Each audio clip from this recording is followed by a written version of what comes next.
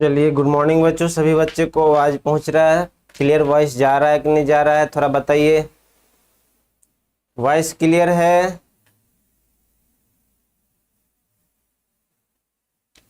Voice clear है। कुछ बच्चे एब्सेंट लग रहे हैं। कृष्णा जी अटेंडेंस लगाइए, देखिए किसको क्या दिक्कत है। तो हम लोग पिछले क्लास में पढ़े थे समाकलन निकालना और होमवर्क भी दिए थे। आप बना लिए होंगे, उम्मीद करते हैं इतना बन गया ना समाकलन, सभी के सभी प्रश्न।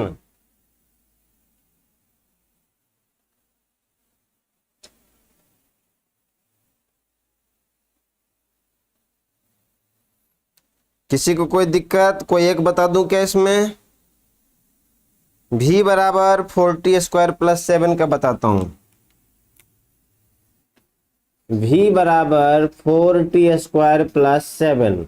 आपको क्या निकालना है? इंटीग्रेशन v dt निकालना है। v dt बराबर क्या होगा? तो ये बच्चा क्या दिया हुआ है? 40² + 7 दिया हुआ है, तो बच्चे की जगह क्या डालेंगे? 40² + 7 इंटीग्रेशन 40² + 7 और dt।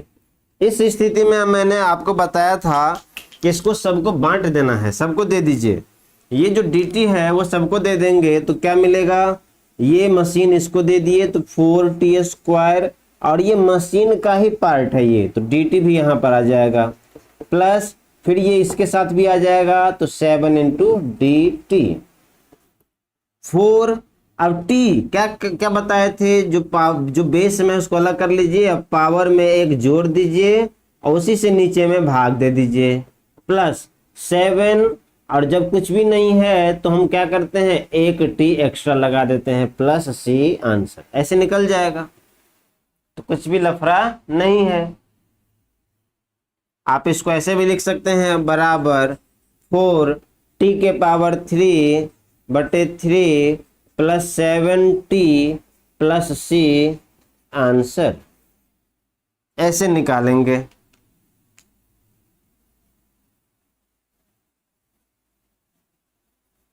और भी कोई क्वेश्चन बताना है इसमें?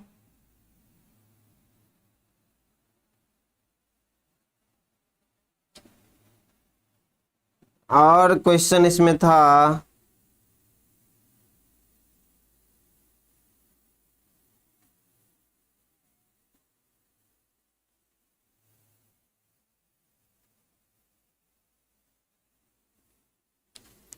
sin x + c⁴x + 4x⁻³ ये भी था। सबसे बन गया होगा, मुझे ऐसा लग रहा है सभी बना लिए होंगे।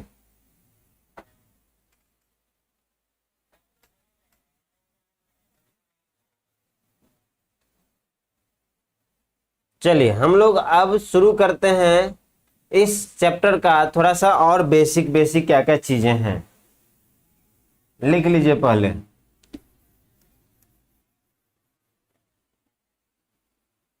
मिटाऊं क्या?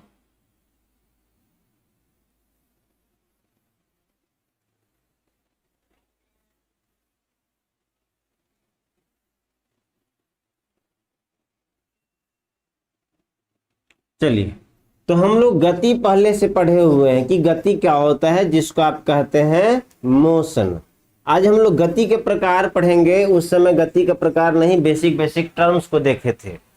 गति क्या होता है? तो हमने बताया था कि जब किसी वस्तु के स्थिति में परिवर्तन हो समय के साथ, तो वस्तु किस में कहलाएगा? गति में कहलाएगा। जैसे मान लेते हैं कि एक वस्तु है और ये वस्तु यहाँ पर है, मान लीजिए एक्स एक्सिस है। एक वस्तु शुरुआत में यहाँ पर है, कुछ देर बाद यहाँ चला गया, कुछ देर बाद यहाँ पहुंच गया, कुछ देर बाद यहाँ। इस तरीके से वस्तु के स्थिति में परिवर्तन आ रहा है समय के साथ, तो ये वस्तु किस में कहलाएगा? गति में। जैसे मान लो एक कार है, ये कार है, इसमें 2 पहिए लगे हुए, बस लग रहा है ये देखने से, बस है। किसी समय पे बस यहाँ पे था, अब मान लो कुछ देर बाद बस यहाँ पे पहुंच गया, कुछ देर बाद बस यहाँ पे पहुंच गया, ये बस यहाँ आ गया, ये बस यहाँ पर आ गया, ये बस यहाँ पर आ गया। तो बस अपना जगह बदल रहा है समय के साथ, बस अपना जगह बदल रहा है समय के साथ। तो हम क्या कहेंगे, बस को कहेंगे गतिमान। बस क्या है, गतिमान में है। तो वस्तु की अवस्था दो हो गया, एक गतिमय अवस्था और दूसरा विरामावस्था भी होता है।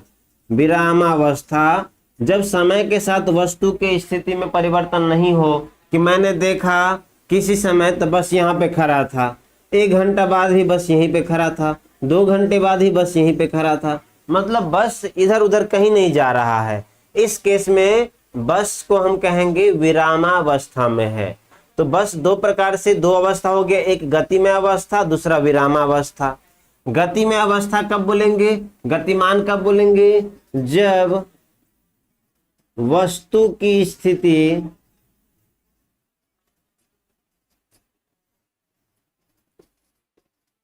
समय के साथ परिवर्तित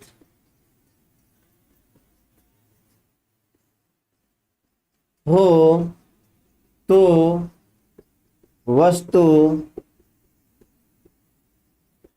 गतिमान कहलाता है या वस्तु गति में कहलाता है।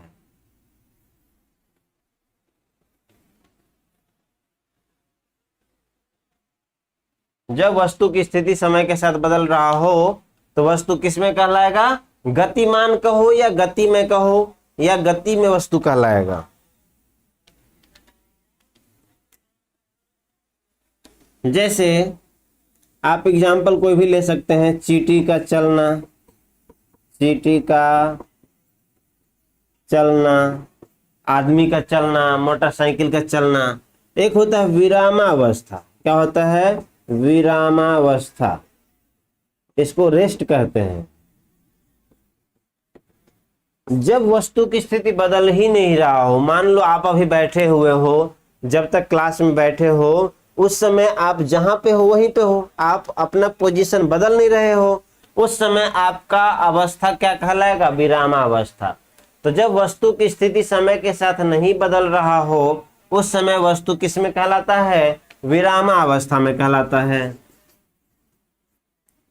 जब वस्तु की स्थिति समय के साथ अपरिवर्तित हो, अपरिवर्तित हो तो वस्तु विरामावस्था में कहलाता है। जब वस्तु की स्थिति समय के साथ अपरिवर्तित हो तो वस्तु भी किसमें कहलाएगा। अब बताइए, क्या मकान जो छत है, छत की स्थिति बदलता है क्या, तो छत किसमें कहलाएगा, विरामावस्था में। एग्जाम्पल में छत, मकान, मकान किसमें रहता है, मकान विरामावस्था में है, विरामावस्था, विरामावस्था में है। मकान किसमें होता है, विरामावस्था में, क्योंकि मकान समय के साथ अपना जगह नहीं बदलता है। पेड़ पौधे किसमें है, विरामावस्था में है।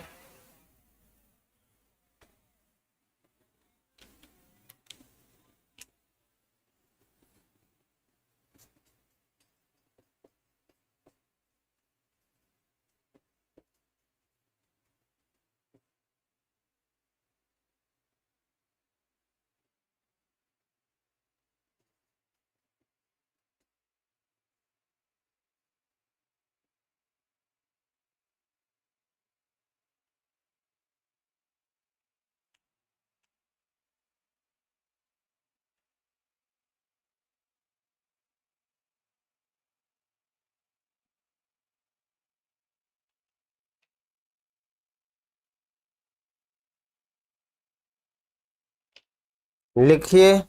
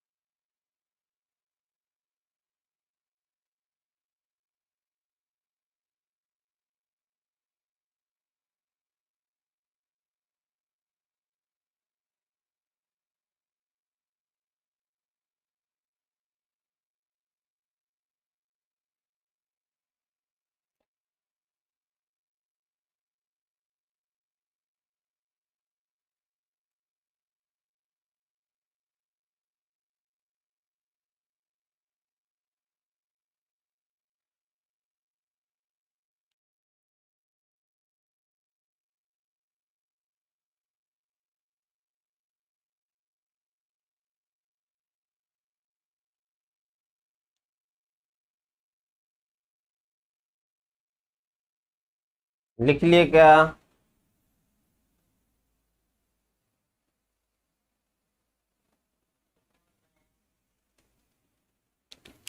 अब गति एक सापेक्ष राशि होता है, इसका क्या मतलब होता है?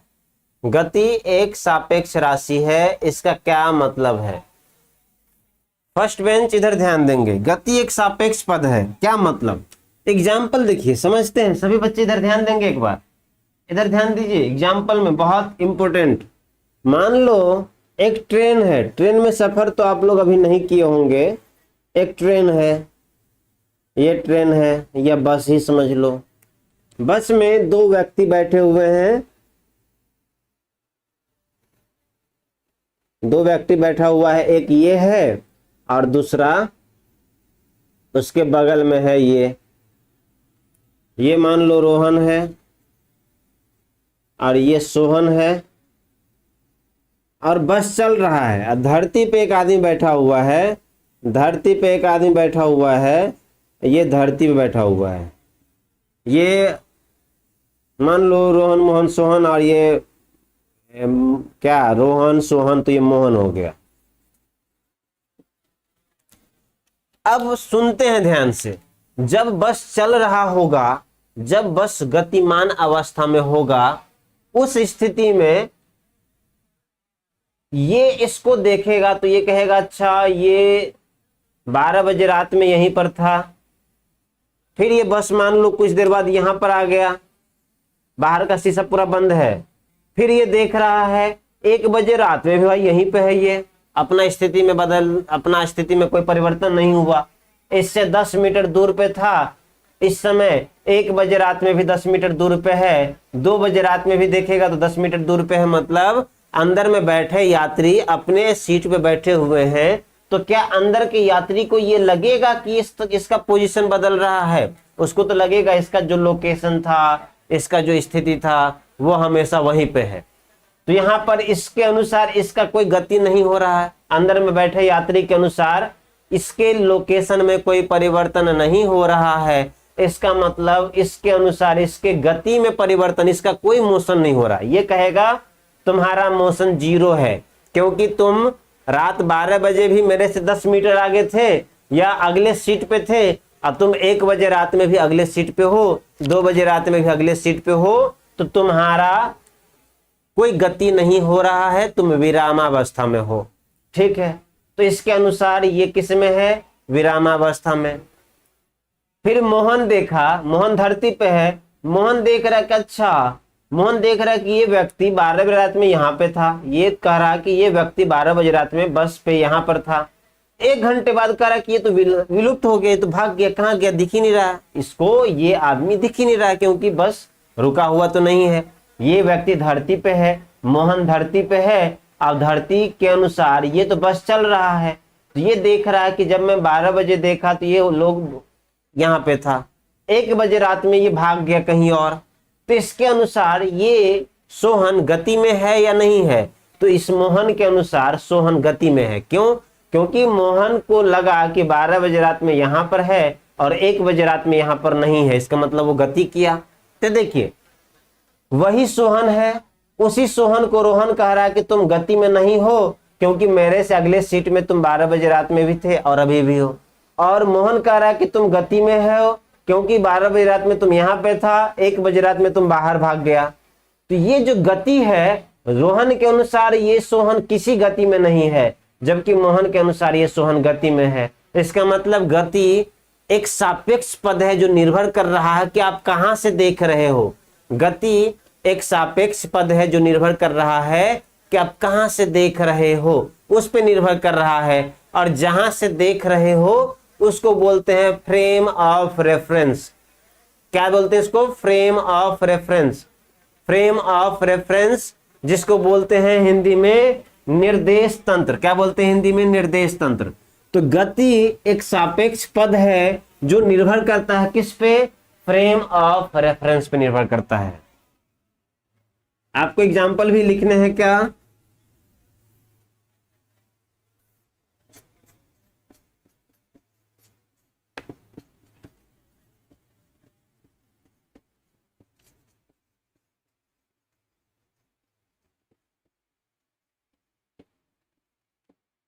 निर्देश तंत्र पर निर्भर करता है।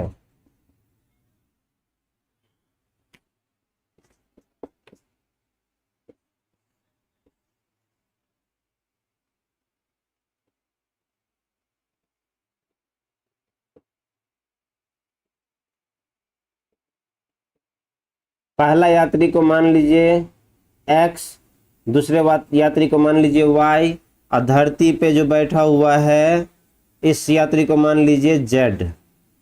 ये वस्तु गति में है, ये बस क्या है, बस गति में है।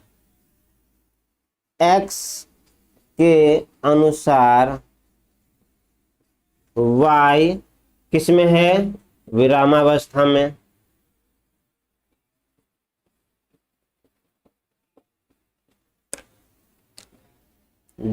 ये पहला पॉइंट। दूसरा, z के अनुसार y किस में है, गतिमान है।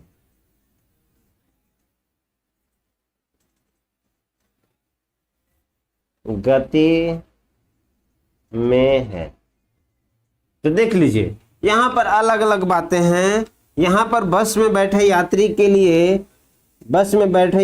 लिए सभी एक दूसरे से विरामावस्था में रहता है, जबकि बाहर में कोई यात्री बैठा हुआ है, ये बाहर में सोहन है, ये जिसका नाम जेड है, उसके अनुसार वाई गति में है, एक्स के अनुसार वाई गति में नहीं है।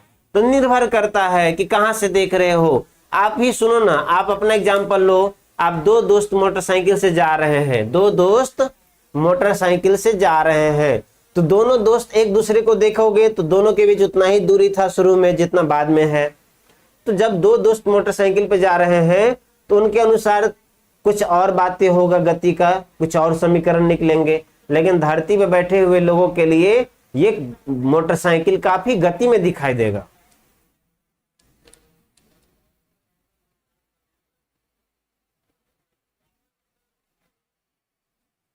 पिछले दिन का वीडियो लिंक मैं भेज दिया था सबको, जो व्हाट्सएप किए थे उनको मिल गया था, जो व्हाट्सएप नहीं किए उनको नहीं मिला। तो आप हर क्लास का वीडियो लिंक ले लीजिए और घर पे जाके दोबारा देख लीजिएगा। तो गति एक सापेक्ष पद है, इसका मतलब समझ गए, जो निर्भर करता है फ्रेम ऑफ रेफरेंस पे, निर्देश तंत्र पे निर्भर करता है। और निर्देश तंत्र क्या होता है ये अब मैं बताता हूं। निर्देश तंत्र क्या होते हैं।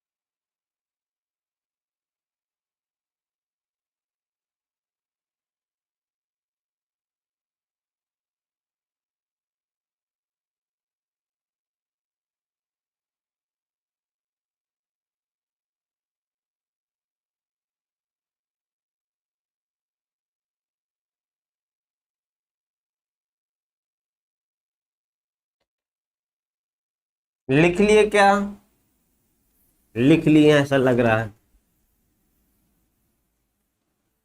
अब थोड़ा सा निर्देश तंत्र का हम लोग परिभाषा लिखते हैं। निर्देश तंत्र का परिभाषा लिखते हैं।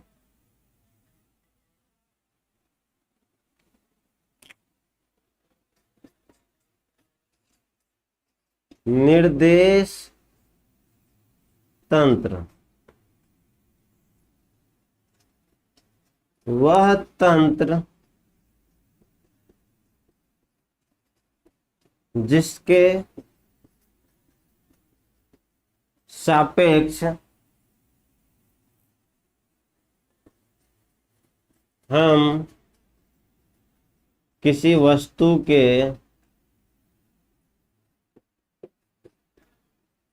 गति का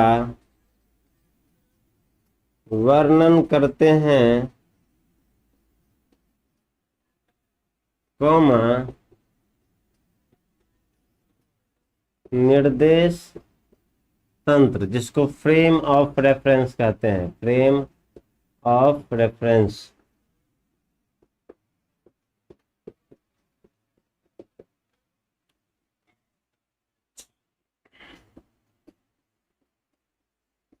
निर्देश तंत्र दो प्रकार के होते हैं।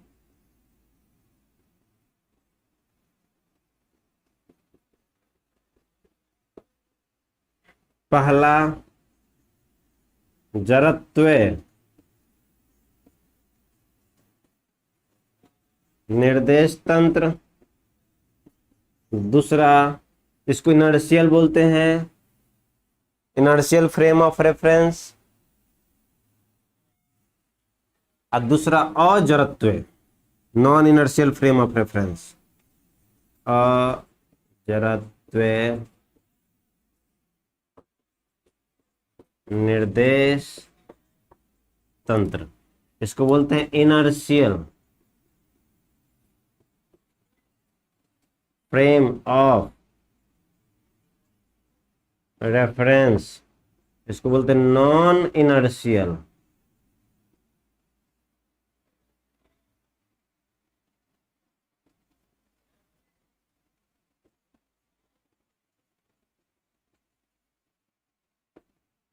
दो प्रकार के निर्देश तंत्र। निर्देश तंत्र समझो ना ऐसे कि जहां से देख बैठ के आप किसी वस्तु के गति का अध्ययन करते हैं वो क्या कहलाता है, निर्देश तंत्र। इधर देखिए मिस्टर ब्लू कैप, इधर देखो, बातें नहीं करो। निर्देश तंत्र क्या होता है, फ्रेम ऑफ रेफरेंस, जहां से मान लो आप वैज्ञानिक हो और आपको बोल दे कि मान लेते हैं ये वस्तु गति कर रहा है, ये गति कर रहा है, और हमको बोले कि इसके गति को वर्णन कीजिए। तो इसके गति को वर्णन करने के लिए दो चीजें, या तो आप धरती पर बैठ के इसके गति को अध्ययन करेंगे, और दूसरा किसी कार में बैठ गए, किसी ट्रेन में बैठ गए और तब गति का अध्ययन किए। दो चीजें हो गया। अगर धरती पर बैठ के इसके गति का अध्ययन करेंगे तो कुछ और आंसर आएगा, और चलते हुए कार में बैठ के इसके गति का अध्ययन किया जाए कि गति इसका बताओ, इसका त्वरण बताओ, इसका वेग बताओ, इसकी दूरी बताओ। तो जब कार में बैठ के आप किसी वस्तु के गति का अध्ययन करेंगे तो कुछ और आंसर आएगा। तो दो चीजें हैं। तो इसीलिए निर्देश तंत्र का, निर्देश तंत्र फ्रेम ऑफ रेफरेंस बैठा लो दिमाग में, फ्रेम ऑफ रेफरेंस दिमाग में बैठा लो। फ्रेम ऑफ रेफरेंस का मतलब जहां से बैठ के किसी वस्तु, किसी गति का अध्ययन करते हैं, जहां से बैठ के किसी वस्तु की गति का अध्ययन करते हैं वो क्या कहलाता है, फ्रेम ऑफ रेफरेंस कहलाता है निर्देश तंत्र। निर्देश तंत्र मतलब मान लो आपको बोले कि आप बताओ अपने दोस्त के बारे में बताओ कि कितना खाना खाता है, तो कहीं बैठ के बताओगे ना।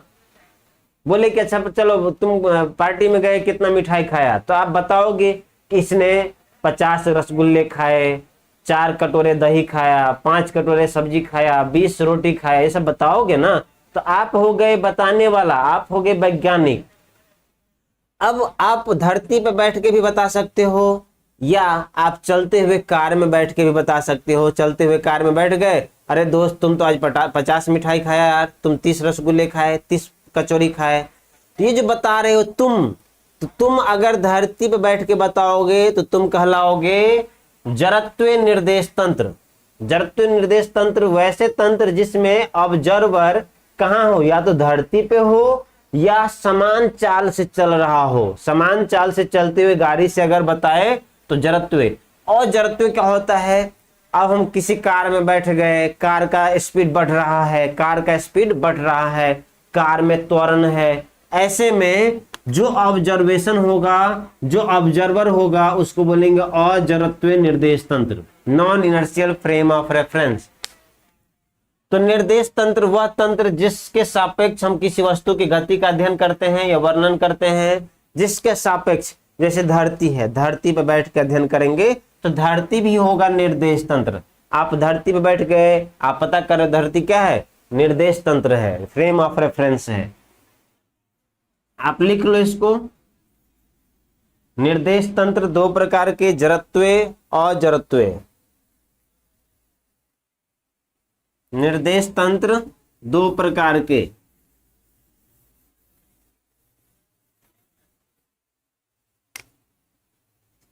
पहला क्या है? पहला है जड़त्व निर्देश तंत्र। जड़त्व निर्देश तंत्र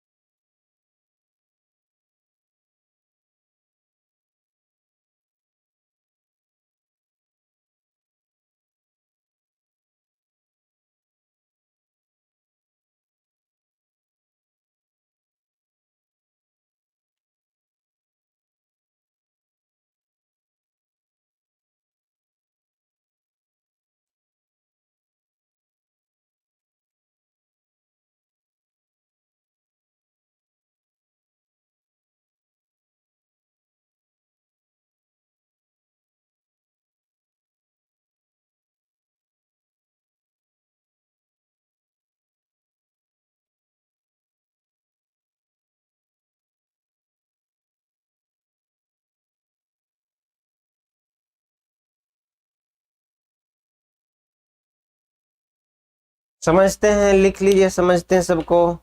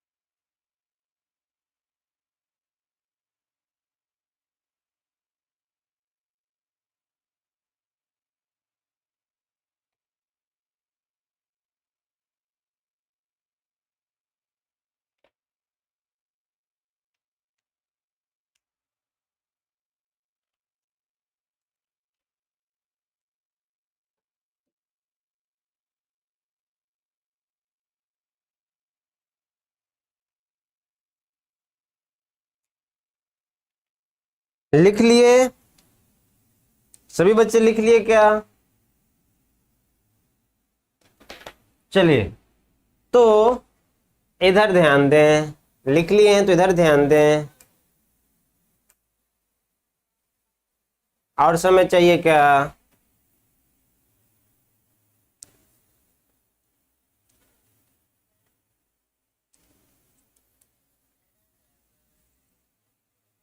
चलिए, तो मैं जो बोल रहा हूं उसको दिमाग में बैठाइए। तो सभी बच्चे, आपको इतना ही पढ़ाएंगे, लिखने के लिए और समय मिल जाएगा। आप पहले इधर देखो ना, इधर देखिए ना, आपको और समय दे देंगे लिखने के लिए।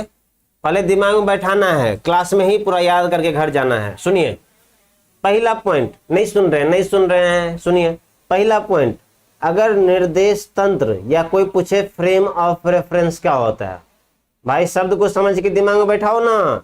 इधर देखो ना, फ्रेम ऑफ रेफरेंस या निर्देश तंत्र क्या होता है, ये कोई पूछे तो हम बोलेंगे कि जहां से बैठ के किसी वस्तु के गति को हम ऑब्जर्व करते हैं या निरीक्षण करते हैं, जहां से बैठ के किसी वस्तु के गति को हम ऑब्जर्व या निरीक्षण करते हैं, जहां से बैठ के, वही कहलाता है फ्रेम ऑफ रेफरेंस या फिर निर्देश तंत्र। जहां से बैठ के आप गति का अध्ययन करोगे, जहां से बैठ के गति का अध्ययन करोगे, वो क्या कहलाएगा? फ्रेम ऑफ रेफरेंस कहलाएगा। जहां से बैठ के आप क्लास में बैठे हो और बाहर मान लो गाड़ी चल रहा है, तो अगर पूछा जाए कि बताओ आप किस फ्रेम में हो, तो आप ऑब्जर्व कर रहे हो क्लासरूम से बैठ के, तो आप एक फ्रेम ऑफ रेफरेंस हो, आप भी फ्रेम ऑफ रेफरेंस हो। आप ऑब्जर्वर हो, क्लास में बैठे हो, तो आप फ्रेम ऑफ रेफरेंस हो गए। तो फ्रेम ऑफ रेफरेंस का सीधा मतलब जहां से बैठ के जिसके सापेक्ष वस्तु की गति का अध्ययन करेंगे, जहां से बैठ के जिसके सापेक्ष वस्तु की गति का अध्ययन करेंगे, वो कहलाएगा फ्रेम ऑफ रेफरेंस या निर्देश तंत्र। क्या सबको याद हुआ? क्या याद करिए ना, ये बहुत अच्छा टर्म है, बहुत इंपॉर्टेंट है। जहां से बैठ के या जिसके सापेक्ष वस्तु की गति का अध्ययन करेंगे, वह कहलाएगा निर्देश तंत्र या फ्रेम ऑफ रेफरेंस। जहां से बैठ के या जिसके सापेक्ष किसी वस्तु की गति का अध्ययन करेंगे, वो कहलाएगा निर्देश तंत्र या फ्रेम ऑफ रेफरेंस। जहां से बैठ के, तो जहां से बैठ के तो दो केस आता है। आप धरती से बैठ के भी अध्ययन कर सकते हैं, दूसरा चलते हुए कार से भी कर सकते हैं, चलते हुए ट्रेन से भी अध्ययन कर सकते हैं। गति का ही अध्ययन करना है तो आप धरती पे बैठ के करो, या फिर मान लो रेसिंग कहीं हो रहा है, साइकिल का रेसिंग हो रहा है, या दौड़ करवा रहा है, मान लो आर्मी का सिलेक्शन हो रहा है, उसमें दौड़ होता है ना, तो वहां पर अगर ऑब्जर्व करना हो तो जो ऑब्जर्वर होगा उसको चलना पड़ेगा किसी कार में बैठ के। तो यहाँ पर दो प्रकार के निर्देश तंत्र होते हैं, एक को बोलते हैं जड़त्व निर्देश तंत्र, एक को बोलते हैं इनर्शियल फ्रेम ऑफ रेफरेंस। जड़त्व निर्देश तंत्र, जड़त्व किसको कहेंगे? जब वस्तु धरती से सुनो, जब वस्तु धरती से या समान चाल से चल रहे हुए किसी कार में बैठ के वस्तु के गति का अध्ययन करे। क्या दो बातें बोला? जब आप धरती से बैठ के अथवा समान चाल से चलते हुए कार में बैठ के वस्तु के गति का अध्ययन करेंगे तो वह कहलाएगा जड़त्व निर्देश तंत्र। क्या लिखे हैं? जड़त्व निर्देश तंत्र या तो विरामावस्था में होगा या समान चाल से गतिमान होगा। या तो विरामावस्था में, मैं दूसरे भाषा में बोल रहा हूं कि जब ऑब्जर्वर आप किसी धरती पे बैठ के या फिर समान चाल से चल रहे हुए गाड़ी में बैठ के अगर हम ऑब्जर्व करेंगे किसी दूसरे वस्तु की गति को तो कहलाएगा जड़त्व निर्देश तंत्र। जड़त्व निर्देश, जड़त्व मतलब इनर्शियल, जड़त्व निर्देश तंत्र का मतलब ऑब्जर्वर, मतलब आप कहाँ बैठे हो, या तो धरती पे बैठे हो या फिर समान चाल से चल रहे हुए गाड़ी में बैठ के ऑब्जर्व कर रहे हो, तो ये जड़त्व निर्देश तंत्र होता है। और जड़त्व निर्देश तंत्र में न्यूटन का नियम आप लगा सकते हो। न्यूटन का प्रथम और दूसरा नियम लागू होता है। कहां से? जड़त्व निर्देश तंत्र से न्यूटन का प्रथम और द्वितीय नियम लागू होता है। तो कोई पूछे जड़त्व निर्देश तंत्र से क्या न्यूटन का नियम लागू होता है, तो हम बोलेंगे लागू होता है। जड़त्व निर्देश तंत्र कहाँ होता है? या तो धरती पे होगा या समान चाल से चल रहे हुए गाड़ी में बैठ के ऑब्जर्व करेगा। जैसे धरती जड़त्व निर्देश तंत्र है, धरती पे अगर आप खड़े हो तो जड़त्व निर्देश तंत्र है। देखो समान चाल, भी बराबर समान चाल से चल रहे गाड़ी में बैठे हो तो आप जड़त्व निर्देश तंत्र हो। दूसरा अजड़त्व निर्देश तंत्र, non inertial frame of reference, इसको बोलते हैं non inertial frame of reference. Non inertial frame of reference किसको कहेंगे? वह तंत्र जब आप ऑब्जर्व कर रहे हो और ऐसे गाड़ी में बैठे हो जिसमें त्वरण है, त्वरित गाड़ी में बैठ के अगर आप किसी दूसरे वस्तु की गति का अध्ययन करेंगे तो आप कहलाओगे non inertial frame of reference. Non inertial frame of reference उस तंत्र को बोलते हैं जिसमें ऑब्जर्वर क्या कर रहा हो, किसी त्वरण वाले गाड़ी में बैठा हो, वैसे गाड़ी में जिसके पास त्वरण है, ऐसे फ्रेम ऑफ रेफरेंस को बोलते हैं और जड़त्व निर्देश तंत्र, non inertial frame of reference. वह तंत्र जहां से न्यूटन का नियम पहला और दूसरा लागू ना हो और जड़त्व निर्देश तंत्र कहलाता है। और जड़त्व निर्देश तंत्र में त्वरण होता है और जड़त्व निर्देश तंत्र में क्या होगा? त्वरण होगा। वह निर्देश तंत्र जो किसी त्वरित वाहिकल में, किसी त्वरित जिसमें त्वरण हो, वैसे किसी गाड़ी में बैठ के ऑब्जर्व कर रहा हो तो क्या कहलाएगा? अजड़त्व निर्देश तंत्र कहलाएगा। और अजड़त्व निर्देश तंत्र से न्यूटन का प्रथम और न्यूटन का दूसरा नियम लागू नहीं होता है। कोई पूछे अजड़त्व निर्देश तंत्र से क्या न्यूटन का नियम लगा सकते हैं, तो बीच में दोनों लड़के लड़ाई कर रहे हैं, दोनों लड़कों को धुनाई करेंगे हम, बाहर निकल के स्क्रीन से बाहर आके पिटाई करेंगे। अजड़त्व निर्देश तंत्र किसको बोलेंगे? वह निर्देश तंत्र जो त्वरण में हो और जहां से न्यूटन का प्रथम और दूसरा नियम नहीं लगा सकते हैं। त्वरण में जो हो, जैसे कि ये कार है, इसके पास त्वरण है, तो अगर पूछे कि ये ऑब्जर्वर मतलब आप, ऑब्जर्वर कौन होता है? ऑब्जर्वर वो होता है जो वस्तु की गति का अध्ययन करता है। आप भी तो अध्ययन कर सकते हैं वस्तु की गति का, कि वस्तु कितना दूरी चला, वस्तु का विस्थापन कितना है, वस्तु का त्वरण कितना है, वस्तु का वेग कितना है, वस्तु का विस्थापन कितना है। तो जो ऑब्जर्व करेगा, जो अवलोकन करेगा, अवलोकक बोलिए, निरीक्षक अवलोकक बोलिए, ऑब्जर्वर को अवलोकक जो अवलोकन करेगा वस्तु के गति का, वो क्या कहलाएगा? ऑब्जर्वर। आप भी ऑब्जर्वर हैं, हम भी ऑब्जर्वर हैं। जो वस्तु के गति का अध्ययन करेगा वो सब ऑब्जर्वर है। तो मान लो आप बैठे हो किसी कार में और उस कार का त्वरण कितना है a, आप बैठे हो किसी कार में और कार का त्वरण कितना है a, तो हम बोलेंगे कि आप अजड़त्वीय निर्देश तंत्र हैं, आप non inertial frame of reference में बैठे हैं। तो दोनों समझ गया क्या? जड़त्वीय मतलब होता है जिस जो धरती पे हो, विरामावस्था में हो या समान चाल से गतिमान हो, दोनों आ जाएंगे जड़त्वीय में। और जड़त्वीय किस में आएंगे? जिसमें त्वरण हो। वैसे गाड़ी में बैठ के अध्ययन करना जिसमें त्वरण हो वो कहलाएगा अजड़त्वीय निर्देश तंत्र। क्या इतना क्लियर हुआ? इतना क्लियर हुआ क्या? अगर नहीं हुआ तो ये वीडियो लिंक आप दोबारा से देखिए घर पे जाके। मैं वीडियो लिंक हर एक बच्चे को भेज दूंगा, बस आपको व्हाट्सएप करने हैं डिटेल्स। आपको व्हाट्सएप नंबर नीचे स्क्रीन पे चल रहा है।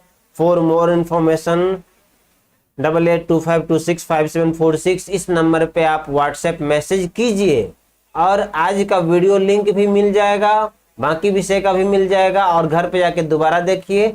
फिर भी समझ में नहीं आता है तो 7 बजे हम लोग क्लास करेंगे और 7 बजे डाउट सेशन रखेंगे। आज 7 बजे होगा तो कंटिन्यू करेंगे, लेकिन मैसेज कीजिएगा तब करेंगे। वैसे मैं अब शुरू किया हूँ, ये चैप्टर अच्छे से शुरू कर दिया हूँ। अब आप पिछला चैप्टर मतलब जो थोड़ा बहुत पढ़ाए थे विस्थापन सब, ये अगर नहीं भी किए हुए हैं तो भी कोई दिक्कत नहीं है, क्योंकि मैं सबको दोबारा पढ़ाऊंगा। आज से कंटिन्यू क्लास हो गया। फर्स्ट चैप्टर जिनका छूटा हो उसके लिए दोबारा करवाएंगे। आज इतना ही रखते हैं, आप लिख लो। आज हमको बस इतना याद रखना है, जड़त्वीय निर्देश तंत्र क्या होता है और जड़त्वीय निर्देश तंत्र क्या होता है। फिर हम सीखेंगे गति क्या होता है, विरामावस्था क्या होता है। अगले दिन हम लोग पढ़ेंगे गति के प्रकार कितने कौन कौन से होते हैं, एक विमीय गति, द्विविमीय गति और त्रिविमीय गति अगले दिन पढ़ेंगे। इतना ही रखते हैं। सभी बच्चों का बहुत बहुत धन्यवाद शांति से पढ़ाई करने के लिए। और शांति से पढ़ाई नहीं करेंगे, अगर कोई क्लास में मोबाइल चलाते हुए पकड़े गए तो कृष्णा को निर्देश दिए हैं कि वो पूरे 1 साल के लिए मोबाइल सीज कर लेगा आपका।